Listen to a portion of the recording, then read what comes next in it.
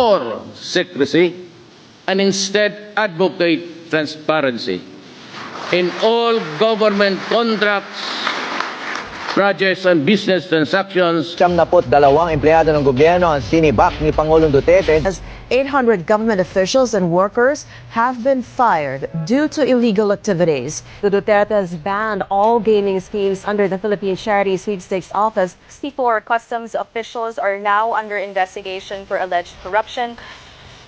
On firing him today. Nipa mo yung mukha mo. Kasunod ng pagwasak sa aabot sa 35 million pesos na halaga ng mga smuggled luxury vehicles, may sinibak ulit sa pwesto si Pangulong Duterte. President Rodrigo Duterte reveals the names of current and former congressmen who allegedly received kickbacks from government infrastructure projects. Ang SONA ng mga nakalipas na administrasyon, inaasahan na magiging simple ang kasuotan ng mga dadalo sa unang SONA